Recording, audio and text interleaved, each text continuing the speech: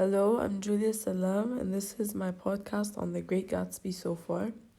This novel was written by F. Scott Fitzgerald and was published in 1925. It is set in Long Island, which is near New York, and it's written from the perspective of Nick Carraway, who is neighbors with a very wealthy and well-known man, J. Gatsby.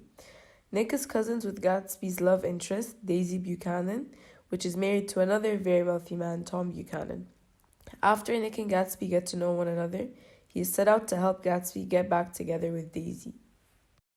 To begin, if I were to be asked if I'm enjoying this novel so far, my answer would be yes. As a matter of fact, I've already read this last year for English class as well. However, it's always nice to refresh my memory on this wonderful novel. What I really like is how the Roaring Twenties is portrayed as a truly prosperous time. The author uses polysynthetin to deeper explore the concept of the Roaring Twenties. For example, at the beginning of chapter 3 on page 26, the author says that, by 7 o'clock the orchestra has arrived, no thin five-piece affair, but a whole pit full of oboes and trombones and saxophones and viols and cornets and piccolos and low and high drums. Here, the repetition of the conjunction word and connects all the instruments at Gatsby's party. This highlights the excessive extravagance at the party, which further develops a luxurious setting. The upper class are the ones who could experience having all these instruments playing at a party, so the place just naturally becomes very lavish. Moreover, this relates to the idea of the Roaring Twenties because this period was full of success and prosperity. The upper class are the ones who truly experience the advantages of this era. They live such expensive and grand lifestyles.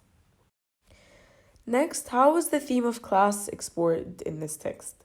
Is there a sense of class division or class equality in this novel? So far, I'm realizing that there is more of a sense of class division rather than equality. For instance, as Tom Buchanan and Nick Carraway are on their way to New York at the beginning of chapter 2, they stop at the Valley of Ashes. On page 16, it is described that a fantastic farm where ashes grow like wheat into ridges and hills and grotesque gardens, where ashes take the forms of houses and chimneys and rising smoke, and finally, with a transcendent effort of ash-gray men who move dimly and already crumbling through the powdery air. Visual imagery can be seen here. Through the use of words associated with negative connotations, the Valley of Ashes is described, creating a picture in the reader's mind. The Valley of Ashes is depicted as a dull, old, and ugly place.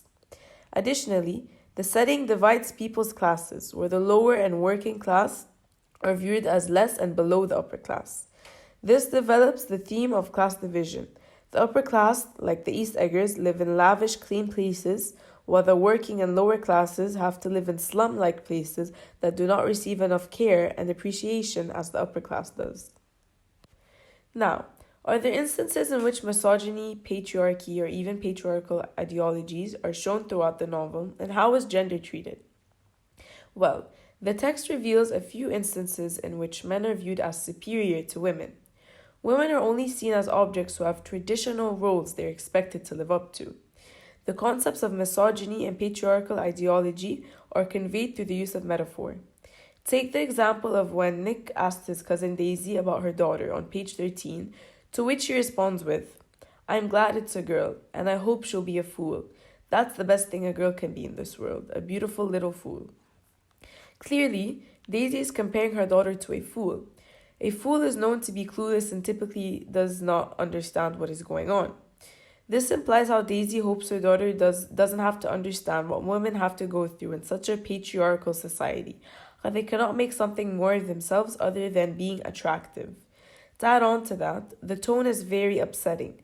Daisy just accepts the fact that her daughter won't grow up to be an independent woman who makes something more of herself.